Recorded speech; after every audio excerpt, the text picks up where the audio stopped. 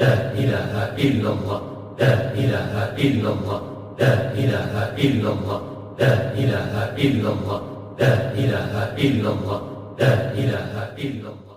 Yang menyadari bahwa perjuangan terbesar dalam upaya mencarinya adalah melintasi samudera, gunung, lembah, jurang, gurun, rimba, dan benteng yang ada dalam diri sendiri. Karena sesungguhnya itulah lapisan hijab-hijab yang menyelubungi dia. Bertolak dari pengalaman rohani dan perenungan yang telah dilakukannya, ia memahami benar sabda Nabi Muhammad kepada para sahabat ketika kembali dari perang Badar. Kita baru kembali dari perang kecil untuk menuju perang besar, yaitu perang melawan hawa nafsu.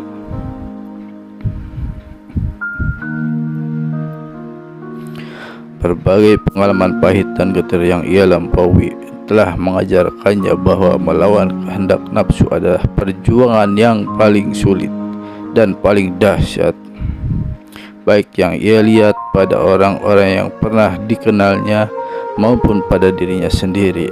Orang-orang seperti Syekh Abu Al-Mahjubin dan anak-anaknya misalnya adalah gambaran dari hidup terkucil di pulau keakuan yang gersang tanpa mata air dan pepohonan. Mereka adalah gambaran dari orang-orang yang bukan saja tidak mempunyai keinginan melintasi, melainkan juga sangat ketakutan ketika mendengar keberadaan 7 samudera, 7 gurun, 7 gunung, 7 lembah, 7 jurang, 7 rimba, dan 7 benteng.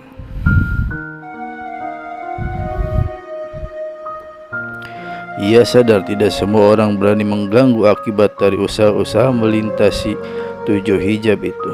Namun sebagai orang yang sudah bertekad bulat mencari dia, maka tantangan dan rintangannya seberat apapun akan dilintasinya dengan berbagai risiko termasuk kehilangan nyawa.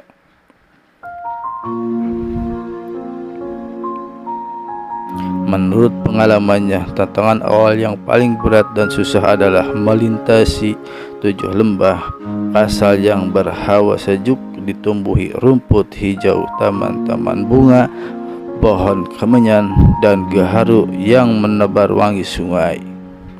Danau dan burung aneka warna yang merdu menyanyi di lembah ini. Para pencari lebih suka menenggelamkan diri di dalam kemasan naluri kemanusiaannya daripada bersusah-susah beribadah kepadanya.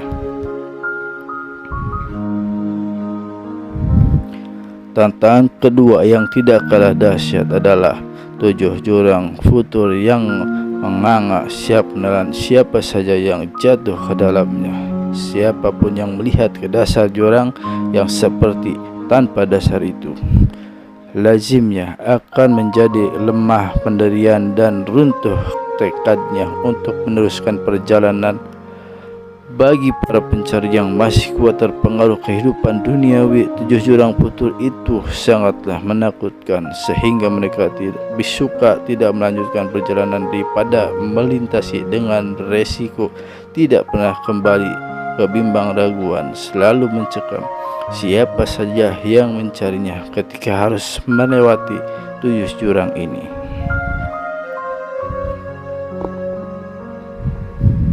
Tantangan ketiga yang juga dahsyat dan butuh perjuangan khusus adalah 7 gurun malam berupa hamparan pasir dan bebatuan yang membosankan. Di tengah perjalanan para pencari sering dirayapi rasa bosan.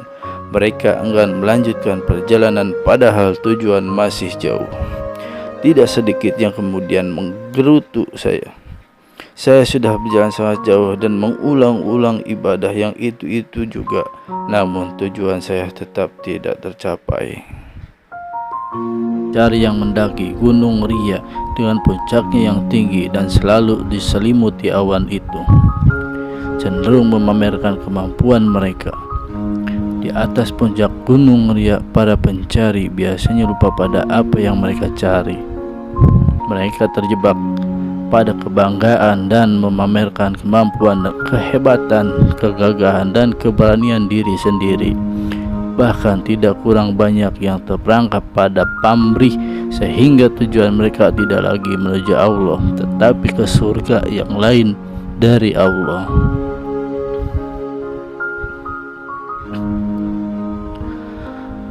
Tantangan kelima yang sulit ditembus adalah 7 sumpah, 7 rimba yang berisi raungan serigala, auman harimau, kicau burung, lenguh, banting, dan bunyi batang bambu yang berderak ditiup angin.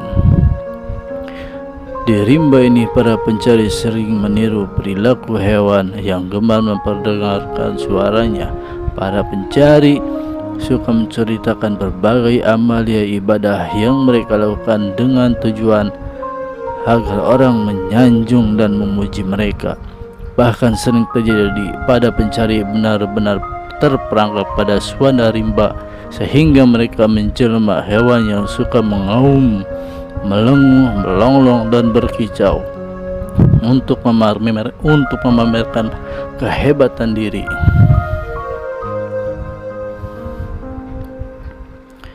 Tantangan keenam yang sulit diseberangi adalah 7 samudra ujub yang bergelombang dahsyat dengan ombak bergemuruh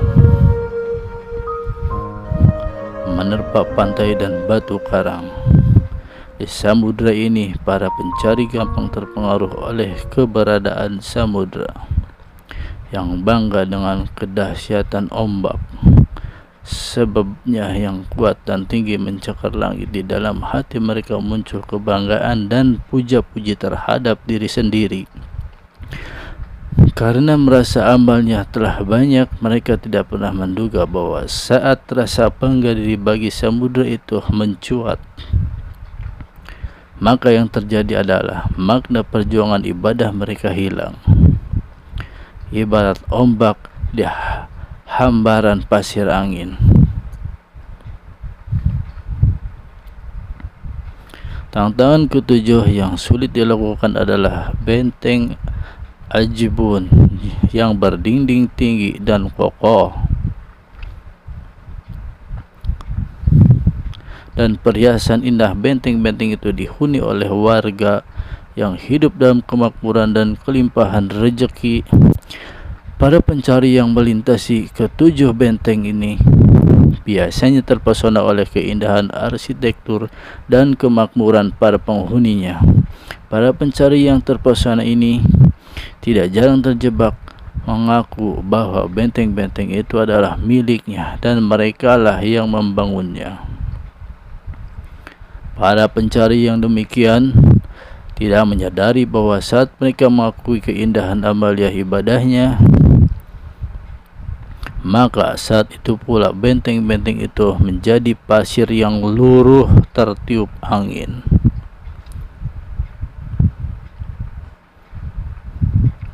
Walaupun telah melalui berbagai pengalaman, Syekh Siti Jenar belum berani memberikan penilaian terhadap perjuangannya selama ini